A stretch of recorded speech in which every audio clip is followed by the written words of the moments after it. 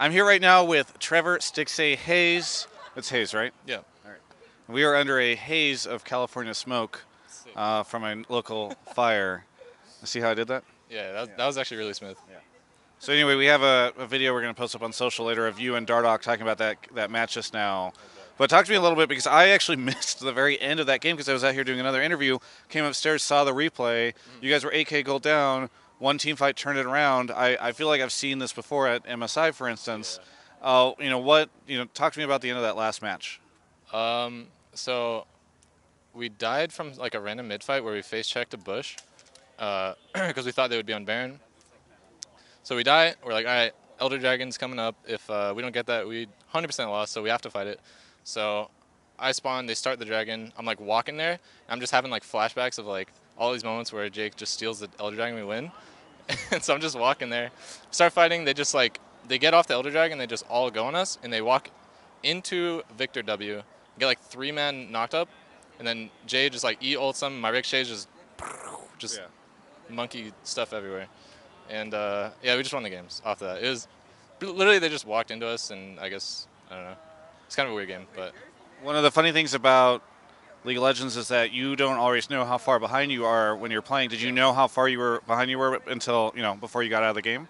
no, I would say it's like one of those games that you're down in kills, but don't necessarily feel like you're behind. Okay. Obviously, we felt behind, but not like 10K gold down. It was like maybe 5K or something. I don't know, but it definitely didn't feel as bad to play the game. And then we were still like doing pretty well in fights, so it wasn't that bad.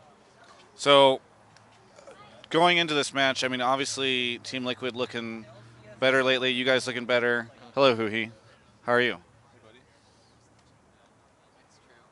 All right, so there's Huhi. By the way, we have a new editor shooter who can speak Korean. They can have a conversation later. Oh, that's great! I can't wait to see that. I know. Well, I need somebody to verify that he can actually speak Korean because we hired him and he says he can, but we're not sure. I can speak Korean. You can speak Korean? 안녕. Okay. Anything else? 하세요. 사랑해. Anything else? bulgogi. Okay. Yeah. Anything else?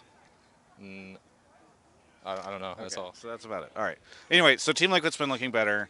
Obviously, you guys have been looking better as well. What do you think? What were your expectations going into that match, and also, especially after the loss, what was going through your mind? Expectations going to the match was kind of mixed because we'd been doing well. Last week, LCS, we were doing better. And then this week, practice was not very good. So obviously, we expect to play on stage how we're practicing because that would only be logical, but we still win on stage somehow. So yeah, honestly, we played really bad. And we just stalled out the game really late and ended up winning, game 3 at least. But yeah, I don't know. It just feels kind of weird. I would say that. Yeah. How come? Why is practicing bad? Yeah. I don't know. It's just like it's hard to put our fingers on a specific problem because it's not necessarily one individual. It's just very small things from everyone that kind of slow down our tempo, or I don't know, just really small things that loses the game that add up. So it's like very small, like petty things, but there's so many of them that it just kind of all stacks up. So. So obviously there's the huge conversation around 2v1s and the changes that Riot's proposing. I talked to Sneaky earlier and got his opinions on that, but would love to sort of get your take on that whole situation.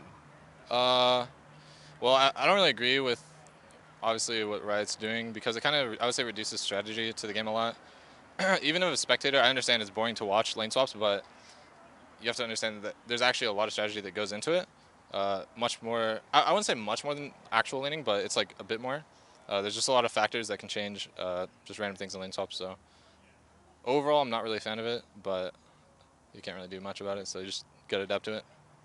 So your sort of stance is you can't do much. Were you part of the conference that happened, or who went from your team to be a part of that? Our coach, Tony, was part of the conference, and I don't really know what he got out of it. Okay. So we weren't really like all listening or anything. I just saw him have it on or something on Skype. So. Oh, okay. So yeah, it was just like a Skype conference because we live really far from the LCS studios. I know other teams are here, but yeah, I don't really know what went on in the conference or if anything got changed. Did you tell him make sure they change it? Well, he's like really adamant about changing it because he really dislikes it. He's every single night he's like researching like all these different things, like doing like a ton of like math, like figuring out what's right and all this shit. So yeah, for him it's like way more adamant than me, whereas I'm just like all right, I'll just adapt to it, it's whatever. But he like really doesn't want it to happen, or he wants how it's gonna happen to be changed a bit, I guess. So yeah. Obviously, changes like that have different effects on different teams because certain teams are better in certain metas or whatever. Do you have any expectations around how it would affect CLG? Well, I don't think it'll affect us too much. We lane swap like a decent amount in LCS, but I think we're all really comfortable laning standard 2v2. Sure. I would say it's probably one of our stronger points in the game. So yeah, it's not really a big deal. We don't really mind it too much. Okay. Now, is there anything that you would like to say to any of the CLG fans here? Actually, not just this camera, but also at this camera. Anything that you would like to say to any of them? Yeah, just thanks to all the support. Really appreciate all the fans who come out here and support us. It's really, really nice to see. A lot of fans today, especially. So, really appreciate it. And shout out to our sponsors: Astro, iBuyPower, DX Racer, and Twitch. Very good. Well, thank you so much, Stixxay, for the interview. You said on Twitter that nothing makes you happier than when you hear that I'm going to interview you. I told you I would interview you. I was worried because you guys were going to lose. I thought you'd be salty and not do it. Yeah. But you won, so we were able to do it. Yeah. I was like, I came out and I was like, wait, Travis isn't trolling. He's actually going to interview me. Yeah. So here I am. Yeah. I'm a man of my word. For everyone else, you can check out more coverage of all things esports here at Yahoo Esports.